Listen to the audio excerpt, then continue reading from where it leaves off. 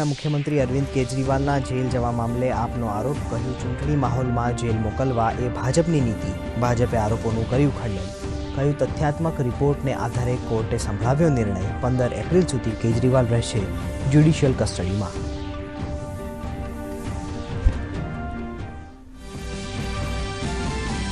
લોકસભા ચૂંટણી સુધી કોંગ્રેસ વિરુદ્ધ કોઈ કાર્યવાહી નહીં કરે ઇન્કમ ટેક્સ વિભાગ. કોંગ્રેસની અરજી પર સુનાવણી દરમિયાન સોલિસિટર જનરલ તુષાર મહેતાએ આપી માહિતી.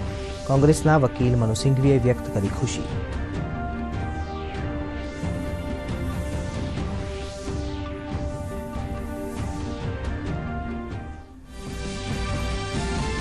ઇન્ડી ગઠબંધનના લોકશાહી બચાવો અભિયાન સામે ભાજપ નેતા અમિત શાહ આકરા પાણીએ.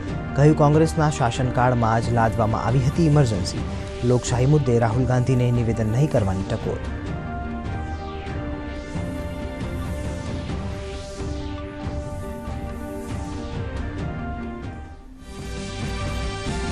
કચ્છાતીબુ ટાપુ મામલે ભાજપના નિશાનની સામે કોંગ્રેસની પ્રતિક્રિયા. કહ્યું આ મુદ્દાને 50 વર્ષ પહેલા જ કરાયો હતો બંધ, તો કોંગ્રેસે ચીન વિવાદ મામલે ભાજપ પર સાધ્યું નિશાન.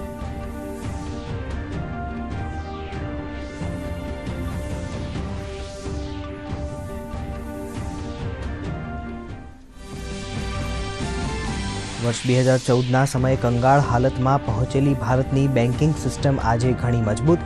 આરબીઆઈની 90મી વર્ષગાંઠ નિમિત્તે પ્રધાનમંત્રી નરેન્દ્ર મોદીનું નિવેદન. કહ્યું સપ્ટેમ્બર 2023 સુધી નોન પરફોર્મિંગ એસેટ્સ 3%થી નીચે લાવવામાં મેળવી સફળતા.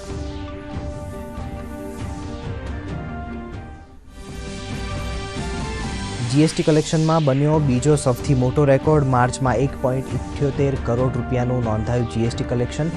વાર્ષિક દરે 11.5% વધ્યો જીએસટી કલેક્શન.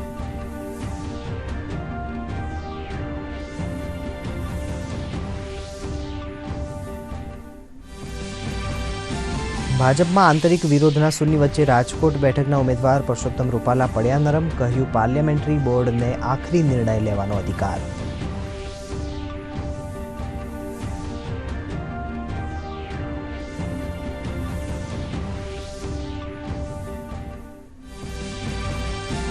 સૌરાષ્ટ્રના ખેડૂતો માટે સારા સમાચાર. ગીર સોમનાથના શિંગોડા ડેમમાંથી સિંચાઈ માટે છોડાયું પાણી. 16 ગામોના ખેડૂતોને તલ, અડદ, મગ, બાજરી સહિતના પાક લેવામાં થશે ફાયદો.